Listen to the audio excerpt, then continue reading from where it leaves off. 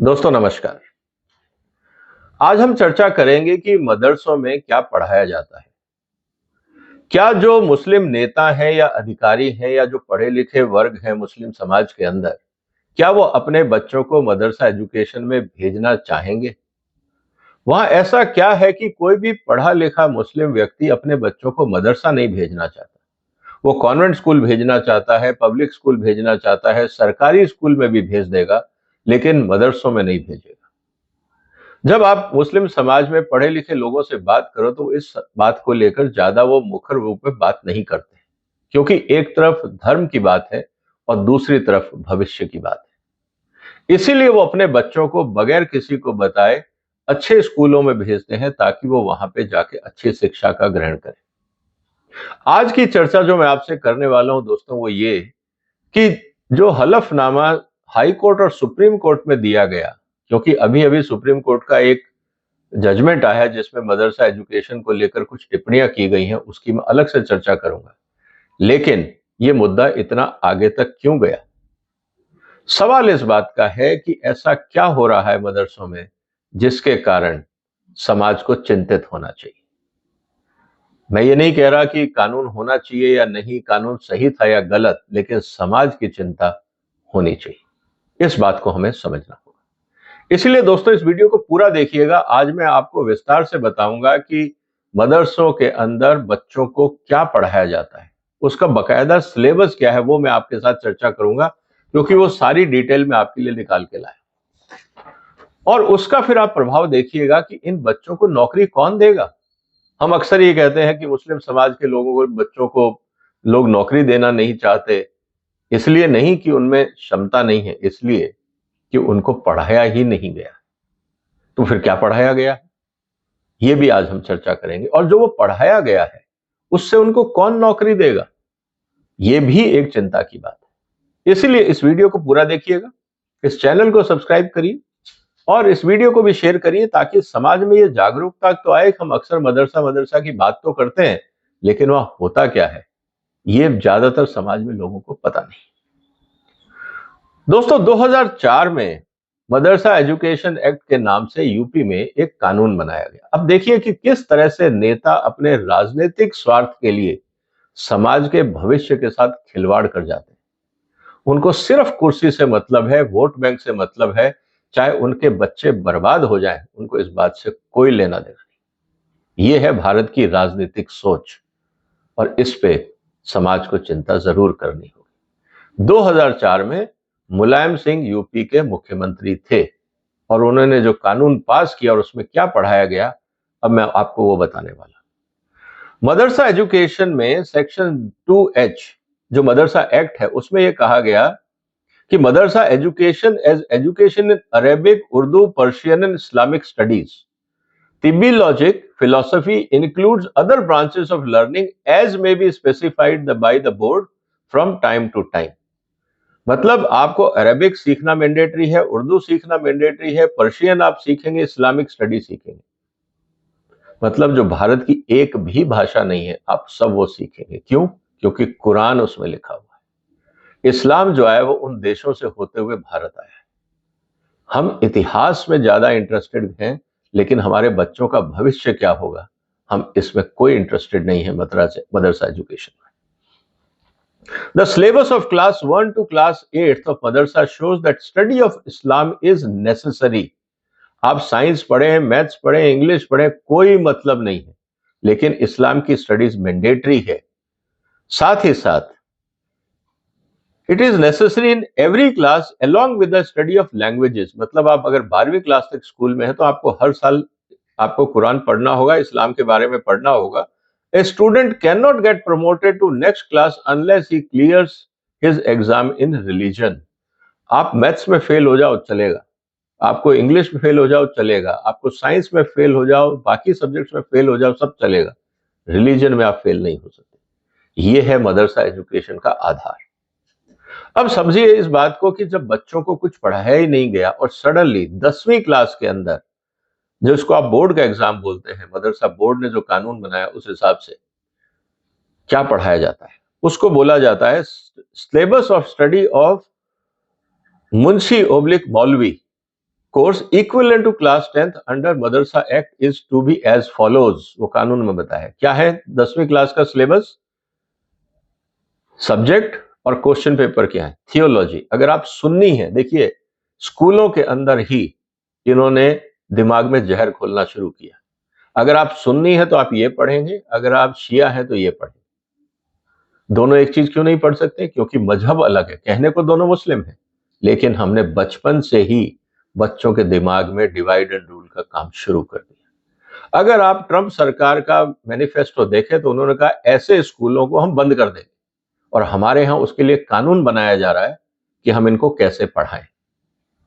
Theology, अगर आप सुन्नी है तो आपको क्या पढ़ना होगा वहां पे क्वेश्चन पेपर किस पे आएगा? तफसीर, हादित और फिका। इन तीन पे आपको पढ़ाई करनी होगी जो सुन्नी समाज से। शिया की थियोलॉजी में भी यही है, तफसीर, हदीत एंड फिका। कहने का मतलब यह है कि वो शिया समाज वाले, आप सुन्नी वाला नहीं पढ़ सकते, आपको शिया वाला ही पढ़ना होगा। फिर आपको पढ़ना होगा अरेबिक लिटरेचर, अगर आप मौलवी बनना चाहते हैं। उसमें आपको पढ़ना होगा prose, poetry, history of Arabic literature. मेरे को बताइए दोस्तों, अरेबिक लिटरेचर का भारत के मुस्लिम बच्चों को क्या बेनिफिट होने वाला है? और ये मैंडेटरी कोर्स है, 10वीं का मतलब आपको पास होना जरूरी है। और फिर अरेबिक ग्रामर, आपको ग्रामर पढ़नी होगी। मतलब आप उन बच्चों को क्या पढ़ाना चाह रहे हैं, वो उनको कौन नौकरी देगा? वो सिर्फ मौलवी बन के रह जाएंगे। और मजे की बात यह है कि उस मौलवी को बाकी समाज में क्या हो रहा है इसके बारे में कुछ नहीं बताया जा रहा है। इसका मतलब, जिसको हम अंग्रेजी में बोलते हैं ना टनल विजन, उसको सिर्फ इतना ही पढ़ाया जा रहा है कि कुरान और अरेबिक के आगे आपको कुछ नहीं पढ़ना है, आपके लिए बाकी दुनिया बेकार है। ये बात बहुत खतरनाक है आज की 21वीं शताब्दी में। और दुख की बात यह है कि 2004 में ऐसा कानून मुलायम सिंह सरकार लेके आई थी। 21वीं शताब्दी में आप पढ़ा रहे हो 6ठी शताब्दी का कोर्स। यह है हमारे राजनेताओं की सोच। अगर आप पर्शियन लिटरेचर पढ़ना चाहते हैं तो वही आपको पोज और grammar and poetry and translation Persia की पढ़नी होगी, क्योंकि पर्शिया में शिया है। जैसे हम ईरान की बात कर रहे हैं, वहां शिया समुदाय है, वहां पर्शियन लैंग्वेज थी। क्योंकि पहले पर्शिया, जब मोहम्मद के बाद वहां पे जब अटैक किया गया मोहम्मद कासिम ने, तो वहां पे पर्शिया में इस्लाम को डाला गया। तो इसीलिए पर्शियन लैंग्वेज में भी शिया है, और सुन्नी जो है वो अरेबिक लैंग्वेज को ज्यादा प्रेफर करते हैं। Urdu literature, Urdu pose and grammar. अब उर्दू कहाँ की भाषा है, कौन से कॉलेजेस में पढ़ाई जाएगी, या किस जॉब इंटरव्यू में ये काम आएगा, मुझे नहीं पता। Urdu poetry and history of Urdu literature. फिर आपको पढ़ना है general English, prose and poetry, general Hindi. फिर जो ऑप्शनल सब्जेक्ट है दोस्तों, वो है maths, home science only for girls, logic and philosophy, social science, science and तिब, जिसको वो मेडिकल साइंस बोलते हैं। कहने का मतलब यह है कि सब ऑप्शनल है। मैथ्स पढ़ो मत पढ़ो, साइंस पढ़ो मत पढ़ो, बाकी कुछ सब्जेक्ट पढ़ो मत पढ़ो, कोई जरूरी नहीं।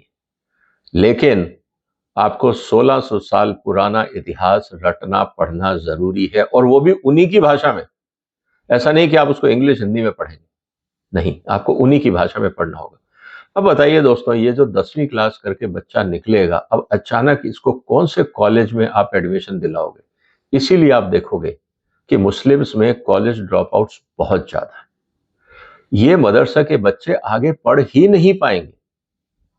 ये तो बात थी 10वीं की। अब मैं आपको बताता हूं 12वीं में जो बोर्ड का एग्जाम होता है वहां क्या होता है। वहां पे भी यही, अगर आप 12वीं का है तो आप वहां पे Arabic and Persian Alim equivalent to 12th जो है, सब्जेक्ट है थियोलॉजी, तफसीर एंड अकयाद, ये आपको पढ़ना होगा। साथ ही साथ सुन्नी में हादित और खलीफा एक रशदीन फिका, ये पढ़ना होगा। अगर आप शिया हैं तो वही कोर्स, लेकिन शिया फिलोसफी का। अरेबिक लिटरेचर जैसा 10वीं में था वही, लेकिन इसमें ग्रामर एक जोड़ दी गई, ग्रामर, बालाघाट, इंशा। और पर्शियन में भी वही जो आप 10वीं में पढ़ रहे थे वो कैरी ऑन करेंगे। उर्दू लिटरेचर भी वही होगा, इंग्लिश भी वही होगा, और साइंस के साथ साथ जितने भी ऑप्शनल सब्जेक्ट हैं उसमें एक डाल दिया टाइपिंग। 2004 में आप टाइपिंग की बात करें, अगर ये कंप्यूटर भी लिख देते तो शायद भला हो जाता, लेकिन नहीं। 2004 में आप बच्चों को टाइपिंग सिखा रहे हैं, जब पूरा जमाना टाइपिंग छोड़ के कंप्यूटर साइंस पे जा रहा है। चाहे वो कंप्यूटर को ऐसे टाइपराइटर यूज करें, लेकिन जमाना बदल गया। दोस्तों, यही कारण है कि हम देखते हैं कि मुस्लिम समाज में इतनी गरीबी है, लोग आगे पढ़ नहीं पाते क्योंकि उनका फाउंडेशन ही नहीं। इसके अलावा जो और ट्रेजेडी की बात है वो ये कि जो कॉलेज के अंदर जो बात कही जा रही है कि साहब हम इसके अंदर लोगों को डिग्री पढ़ाएंगे, जो भी पढ़ाएंगे, अब इसमें उन्होंने क्या बोला है? As it is clear from the provision of Madrasa Act, the board is empowered with regard to madrasa education from primary level to post graduation level and research level. अब ये जो आपने देखा 10वीं 11वीं 12वीं तक जो बच्चों को पढ़ा है, इसके बाद आपको लगता है कि बच्चा कोई रिसर्च एंगल में जा पाएगा? क्या रिसर्च करेगा वो? कौन से साइंस में या कौन से डेवलपमेंट एरिया में रिसर्च करेगा? उसको तो आपने बेसिक्स तक नहीं पढ़ाया। So far as the education being imparted in madrasa to the students of Kamil, that is undergraduate, Fazil, that is postgraduate, Alama, which is degree for junior research program, and Doctora, which is degree for senior and complete research program, is an important note in section 22 of UGC. अब आप बताइए कि इस education से कौन सी research करेंगे? इसीलिए आपने देखा होगा कि मदरसा के बच्चे 10वीं 11वीं मुश्किल से अपने मदरसे में ही पास करते हैं, उसके बाद उनको कॉलेज में कुछ समझ ही नहीं आएगा, इसलिए वो ड्रॉप आउट हो जाते हैं। तो मुस्लिम समाज को अगर हमने जानबूझ के पीछे रखा है तो ऐसे कानूनों ने और ऐसे सिलेबसेस ने। और ये किसने बनाए? भारत के राजनेताओं ने। मैं 2004 की बात कर रहा हूं, ये कानून कोई अंग्रेजों के जमाने के या मुगलों का कानून नहीं है। ये 2004 में मुलायम सिंह की सरकार ने यूपी में बनाया। अब आपको इस बात को समझना होगा कि हमारे पॉलिटिशियन समाज के भविष्य को बर्बाद कर देंगे अपनी राजनीति के लिए। ये जो बच्चे निकलेंगे मदरसा से, इनको कौन जॉब देगा दोस्तों? ये बात हमें समझनी होगी। और फिर ये कहते हैं हमें जॉब नहीं मिलता, फिर हम यही सरकारें बोलती हैं कि जॉब नहीं मिल रहा है, सब अनएम्प्लॉयमेंट भत्ता देंगे। आपने उनको पढ़ा ही नहीं तो जॉब कैसे मिलेगा? तो आप समाज के लिए एसेट क्रिएट कर रहे हो, लायबिलिटीज, और फिर उनके सस्टेनेंस के लिए आप कहते हो टैक्स पेयर को कि आप इनके ऊपर फंड लगाएंगे। ये जो खतरनाक खेल खेला जाता है राजनीतिज्ञों द्वारा, यह वास्तव में घातक है। जब हाई कोर्ट ने इस कानून को रद्द किया तो ये लोग पहुंच गए सुप्रीम कोर्ट। अब सुप्रीम कोर्ट ने क्या कहा, इसकी चर्चा मैं अगले वीडियो में करूंगा, नहीं तो वीडियो बहुत लंबा हो जाएगा। इसलिए आप इस वीडियो को जरूर शेयर करिए ताकि समाज में पता रहे कि हमारे जो मुस्लिम भाई बहन है वो आगे क्यों नहीं बढ़ पाए, क्योंकि उनकी एजुकेशन ही इतनी डिफेक्टिव बना दी गई है, वो 21वीं शताब्दी के लायक उनको छोड़ा ही नहीं गया है। उनको इसीलिए किसी दुकान पे मैकेनिक, फिटर या जो भी उनकी जो स्किल वो डेवलप कर लेते हैं विद टाइम, वो उसी के सहारे अपनी जिंदगी निकालते हैं। लेकिन जो मुस्लिम इस मदरसा एजुकेशन से बाहर रहे, दूर रहे, उन्होंने अपने बच्चों को पढ़ा लिया, आज वो सरकारी नौकरियों में हैं, प्राइवेट जॉब्स में, और अच्छा काम कर रहे हैं। तो इस तरह से समाज के अंदर जिसे कहा जाता है एक बैकवर्डनेस डेवलप की जाती है। और क्यों की जाती है? इसके पीछे है वोट बैंक पॉलिटिक्स। क्योंकि ये बच्चे अगर पढ़ गए तो फिर ये जो दकियानूसी पॉलिटिकल पार्टीज है, इनको वोट कौन देगा? इनका वोट बैंक का क्या होगा? ये है चुनौती। उम्मीद है दोस्तों आज आपको चर्चा पसंद आई होगी। इस वीडियो को आप शेयर करिए, चैनल को सब्सक्राइब करिए, अपने कमेंट जरूर लिखिए कि क्या मदरसा एजुकेशन या इस तरह की एजुकेशन क्या समाज के लिए जायज है? क्या हमारे मुस्लिम भाई बहनों को इस तरह की एजुकेशन का समर्थन करना चाहिए? यह बहुत पर्सनल मुद्दा है, लेकिन चर्चा जरूरी है। जो भी आपके विचार हो कमेंट बॉक्स में लिखिए। फिर मुलाकात होगी एक और महत्वपूर्ण मुद्दे के साथ। इसी संबंध में सुप्रीम कोर्ट ने क्या कहा, इंतजार करिएगा अगले वीडियो का। फिलहाल वंदे मातरम।